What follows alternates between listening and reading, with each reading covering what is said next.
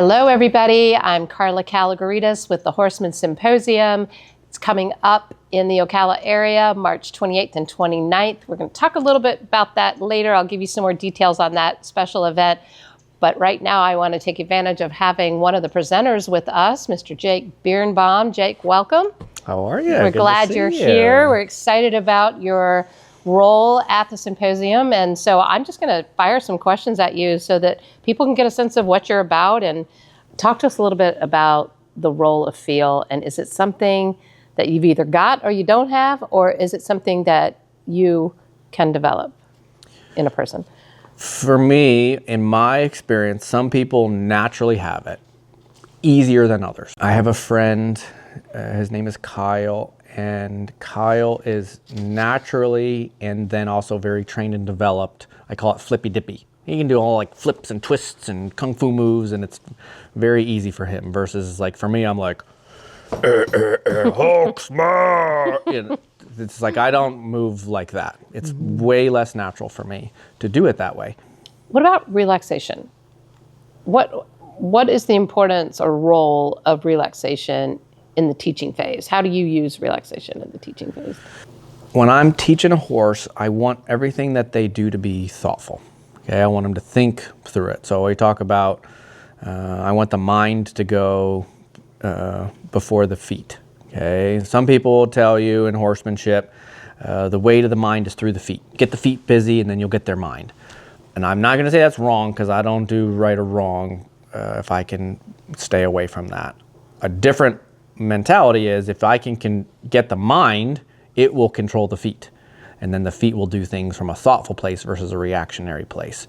That offers the horse an opportunity to have more relaxation as they do it. Okay? And for me, the big tell on, do I have the mind and do I have relaxation, is what is the horse doing with their nose and their neck? Okay, so I teach, you got 5 body parts: nose, neck, shoulder, ribs, and hip. And those 5 body parts can go in 8 directions: stand still, forwards, backwards, right, left, up, down, stand still. 5 speeds: walk, trot, canter, gallop, back up. If you have all 5 body parts going in all 8 directions at all 5 speeds, that's a trained horse. What is a horse, a healthy, good, effective horse partnership look like? That horse, when it starts to realize that I'm on its side, that I have its best interest in mind, it looks right in your eye, and it just, the saying is the eye is the window to the soul. When a horse looks you in the eye for real, doesn't just look at you and it's planning an escape plan, but like looks at you and go, holy crap, sup? That is where it starts in my experience. And for me, when the horses start to realize that not only did I understand them, but when they're thinking things, I hear it, and they go, you heard that? I've been referencing, there's the Eddie Murphy Dr. Dolittle movie. I think he's in the car and he's sitting at the light, and the police officer sitting on the horse, and the horse says something to him, and he's like, thanks, officer. And the guy's like, what? And he looks at him and he's like, you didn't talk to me? And he looks at the horse, and the horse like says something back. He's like, I heard that. That look of like, you heard me? You got me? You understand me? The horse offers that look and that feeling, and you see it. For me, I see it in their eye. That's when that change happens, and they just go, holy crap. And they start offering more and more. And if I can carry that through, that's when it really, really gets there. And for me, I've had to retrain the worst of the worst, nastiest horses that have just learned horrible, horrible things, or have had to experience and endure horrible, horrible things. And if you were to hear them on their insides, they just are like, it's that sound Jim, I don't even want to make it. It's so horrible of a sound. Jim Carrey from Dumb and Dumber. He's like, you want to hear the most annoying sound in the world? Yeah. It's that, the horse on their insides just sound like that. They're just, there's no communication. They're just in that chaotic state. And to have to be there with them through that, to get to the other side where they stop making that noise on their insides and there's a real conversation, it changes. And it's hard because I said it, you get to teach those horses, you can control them. Nobody wants to hear it or experience or to be a part of it, but sometimes you got to knock one in their head to say, you got to stop. That is not an okay behavior. You have to stop. And once they stop and then nothing happens to them, that's the difference, in somebody that's just being abusive and hurting a horse versus, saving them, even from themselves. And when they can find how to turn that off and become present, and they look you in the eye with that and they go, holy crap, you get me, you're here, and they can learn to control that on their insides, you got something, and you get to really rolling. And it can just take a long time. Yeah. What do you know now that you wish you had known earlier in your career with horses? When I'm teaching, I try to teach from a place or in a way that I wished it could have been presented to me. And I don't, I had a lot of good teachers, and I had people that offered and gave me a lot. And I'm very thankful for that. And the only reason they didn't teach it to me any different is they didn't know how to. I try to just give that just a natural thing. They didn't know how to do it any different.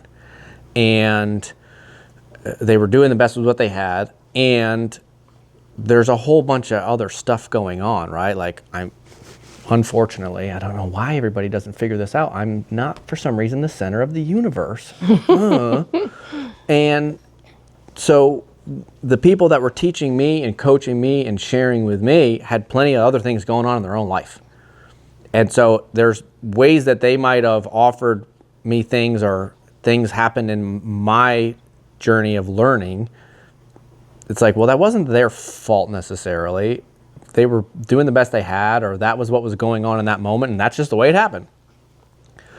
But even knowing that, when I'm teaching somebody, to try to go, hey, like, this is like this, I'm doing the best with what I got, let's look at this and be comfortable in, hey, it's not that important. Like, slow it down, we start again, and not accidentally put that stuff in there. Just like the teaching of I mentioned the teaching of young horses and causing that undue stress or worry or fear or feeling crappy about it. Like, I had people that taught me stuff that it's like, why did you have to make me feel so crappy about it? Well, if you give them the benefit of the doubt, it's like, well, they didn't mean to. That's just the way you took it. It's like, well, why didn't you present it different so I didn't take it? Like, you can get in that back and forth thing. And I don't think it's worth hanging on that stuff. It's just knowing now there is so many things, and all the ways that I've learned to break it down. I guess I don't think about, I wish I would have known that. I just am thankful I do now, and I do my best to pass that on sooner rather than later to the next people, to be thoughtful and mindful of how hard it can be and all the ways that go into it, so that you don't accidentally, cause that undue stress. And You've done a lot of colt starting, you've done a lot of young horse development, but at the Horseman Symposium, I understand you're going to be showing us some things about working equitation, and that is a really hot sport and discipline in the horse world. It's really growing. As I understand it, it's big in Europe. It's getting bigger over here. Yep. What drew you to working equitation, and what are you going to show us at Horseman Symposium about that sport? I had some friends, clients, customers that had me help with some horses of theirs, and they were really into working equitation, and having seen me ride, seeing what I could do with my horses, knowing my experience with understanding dressage and obstacle training and putting those things all together, they're like, you would be really good at this, and we can teach you the sport, and then you just put your horsemanship to it, and you would be really good at this, and we think you should do it, and the sport needs guys like you, people like you, to help it grow. What are you going to show us are you going to talk about an introduction to the sport, or maybe you haven't all worked it out yet, but just give us some highlights. What can we hope to take away? My idea is that we're going to have so many great presenters that are going to show lots of pieces of the training of horsemanship and some sports. We're going to have Louis Lucio, he's going to be talking about dressage. We're going to have Linda talking about horsemanship and horse psychology and getting to understand a horse and really coming from where the horse is at. We're going to have Ryan Rose there. He's going to be fresh off a Road to the Horse. And, he's really big on, you hear him say that all the time. How do you start where that horse is at and come to it for them there? And we're going to have Dance Pete Rhoda. It sounds like he's going to be doing some Liberty things. When you take all these different individual things, you could apply all of that to how we do working ec. And so for me, it's like, cool, let's point out, remember when so-and-so taught this in their presentation? We're going to take that and use it here. Remember when so-and-so taught? We're going to take that, we're going to use it right here. When we put all of that together, here's a way that I can take all of those individual pieces, mix it all together, and apply that to a sport like working equitation. And I think that will help kind of draw the whole picture together that everybody's trying to paint. It sounds like, from what you're saying, that the Horseman Symposium is going to have, in each individual presentation, one of the ingredients that we need to pull it all together for great horsemanship and performance, if that's what you want, or if it's walking down the trail safely, whatever it may be. It's still, even we can take that as an example. Say you just won a trail ride. You can take something from what everybody is teaching, okay? When I have a young horse that is not very confident on the trail and they need support, I'm going to take things that I'm going to learn from Louis Lucio about dressage and how do I put them body parts together, but in a way to help encourage relaxation and give them a focus and a thing to do while heading down the trail, like shoulders in, like leg yields, okay? I can be going down the trail and doing those things. That puts a lot of bend and gets those body parts to move where they have to breathe, and they can start to find some relaxation. I can learn how to do those things from Louis and then just apply it to trail riding. Dr. Emily Rose is going to be there talking about how we use our bodies and how we put that together. I can be a better trail rider because I know how to sit up straighter. I know how to use my muscles, my horseback riding muscles, more appropriately to stay on and be effective in my communication. I can learn how to be thoughtful of my horse and how are they perceiving the things on the trail by learning more about horse psychology from Linda. And then how do I start to apply that together with things that Ryan and Pete are going to be showing with their presentations. And when we start putting all that together, that's really what we're doing. And so again, each presenter is going to show an ingredient, and it maybe works in a way using the working ec as